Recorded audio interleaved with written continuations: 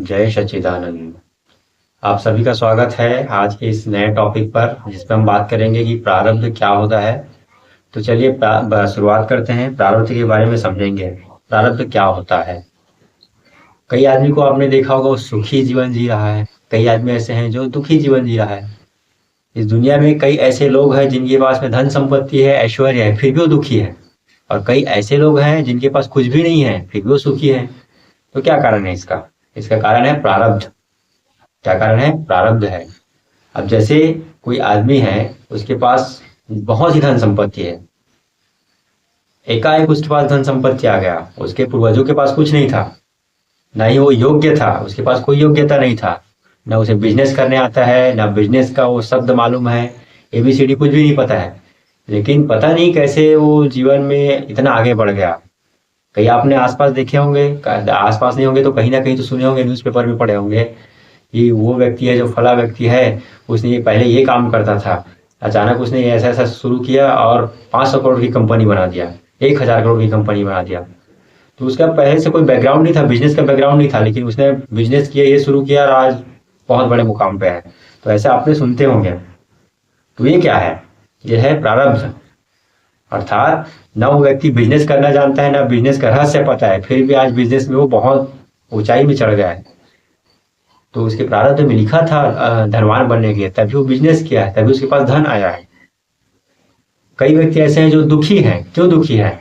क्योंकि उसके पूर्व जन्म का कुछ ऐसे अशुभ कर्म हैं जो शेष थे, प्रारब्ध था, वो उसे आज परिणाम स्वरूप मिल रहा है कि वो दुखी है। दुखी से क्या तात्पर्य है कि उसके पास धन संपत्ति तो है, घर में बहुत धन संपत्ति है, लेकिन उसके परिवार में किसी को कुछ हो रहा है, उसके बेटे को कुछ हो रहा है, पत्नी बीमार है, बच्चा बीमार है, माता पिता बीमार है, एक्सीडेंट हो रहा है, आए दिन कुछ ना कुछ नुकसान हो रहा है। तो इससे क्या होता है? मन अशांत होता है ना, लोग दुखी हो जाते हैं। स्वाभाविक है, कोई भी आदमी के साथ में होगा तो वो भी दुखी हो जाएगा। ये क्यों हो रहा है? क्योंकि प्रारब्ध। अब थोड़ा सा मेरे एक मन में एक उदाहरण आ रहा है, बहुत अच्छा उदाहरण आ रहा है, मैं इसको बताऊंगा, आपको अच्छे से समझ में आएगा। हमारे भारत देश के सबसे धनवान व्यक्ति कौन है? श्री मुकेश अंबानी जी हैं। उनके पुत्र का क्या नाम है? अनंत अंबानी। अब आप सोचिए, अनंत अंबानी का जन्म कहाँ हुआ है? मुकेश अंबानी के यहाँ। तो क्या अनंत अंबानी का कोई पुरुषार्थ है, कोई हाथ है कि उसका जन्म मुकेश अंबानी जी के यहाँ हुआ है? क्या उसका कोई पुरुषार्थ है? क्या उसने कोई अथक प्रयास किया कि मेरा जन्म यहाँ हो जाए? है? नहीं है। अब देखिए, कोई ऐसे निर्धन व्यक्ति है जिसके घर, सभी के घर में बच्चे होते हैं, तो किसी बच्चे का जन्म निर्धन व्यक्ति के घर हुआ, तो क्या उस बच्चे का हाथ है, उस बच्चे का कोई पुरुषार्थ है कि उसका जन्म उस निर्धन व्यक्ति के घर हुआ? नहीं है। मेरा स्वास्थ्य बिगड़ जाए, हो सकता है बहुत ज्यादा बिगड़ जाए, तो क्या इसमें मेरा हाथ है? अब आप कहेंगे स्वास्थ्य, चलो ठीक है, स्वास्थ्य तो पर्यावरण के कारण, कुछ हमारे हाथ के कारण स्वास्थ्य बिगड़ सकता है। लेकिन अगर हम इस बच्चे को देखें जिसका जन्म गरीब के घर हो रहा है, अमीर के घर हो रहा है, तो क्या उसके कोई हाथ है, पुरुषार्थ है? नहीं है। तो इसे क्या कहते हैं? यही प्रारब्ध है। उसने पूर्व जन्म में कुछ ऐसे शुभ कर्म किया है, बहुत पुण्य किया है, जो प्रारब्धवश उसे फल मिल रहा है, इसलिए उसका जन्म अमीर आदमी के घर हुआ है। और वहीं इस गरीब बच्चे को देखा जाए तो इसका भी कुछ, हालांकि उसने भी पुण्य कर्म किया, इसलिए तो मनुष्य जन्म मिला है, लेकिन कुछ ऐसे अशुभ कर्म बचे थे जिसे भोगने के लिए उसे गरीब के घर जन्म लेना पड़ा। अब मनुष्य ही एक ऐसा शरीर है जो पुण्य तो करता है, पुण्य पिछले जन्म का है, इसलिए मनुष्य जन्म प्राप्त हुआ है। लेकिन मनुष्य के अतिरिक्त जितने जीव जंतु हैं, वो क्या है? वो अशुभ कर्म उनके थे, बचे थे, इसलिए वो पशु योनि में आए हैं। अब वो कितना भी शुभ करे या शुभ करे, उसको उससे कोई फर्क नहीं है, उसका कोई प्रारब्ध या कोई संचित कर्म या कोई क्रियामान ऐसा कुछ नहीं है। मनुष्य ही एक ऐसा जीव है जिसने शुभ और अशुभ किया, उसे भोगने के लिए वो मनुष्य जन्म लिया है। तो इसे हम प्रारब्ध कहते हैं।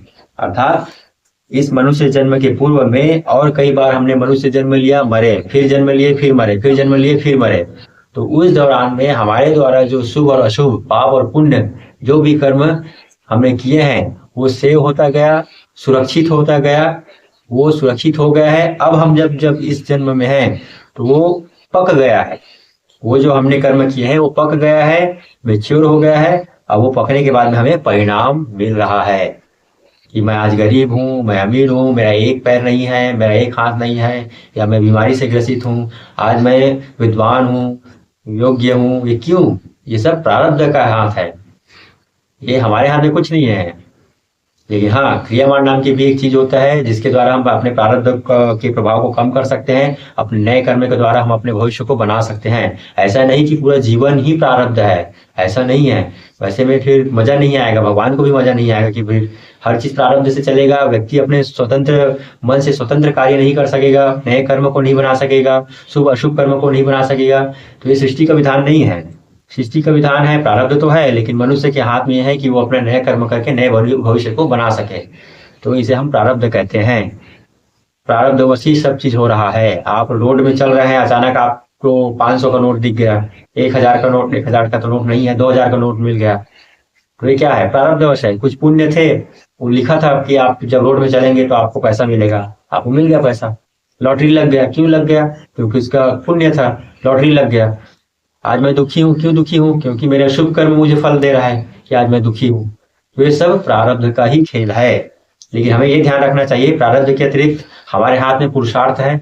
हम प्रबल पुरुषार्थ के द्वारा प्रारब्ध के प्रभाव को शून्य कर सकते हैं, नए भविष्य का निर्माण कर सकते हैं। तो मुझे लगता है आप प्रारब्ध क्या होता है ये बात को समझ गए होंगे। आज की इस वीडियो में यही बताना था। मिलते हैं दूसरे वीडियो में, तब तक के लिए जय सच्चिदानंद।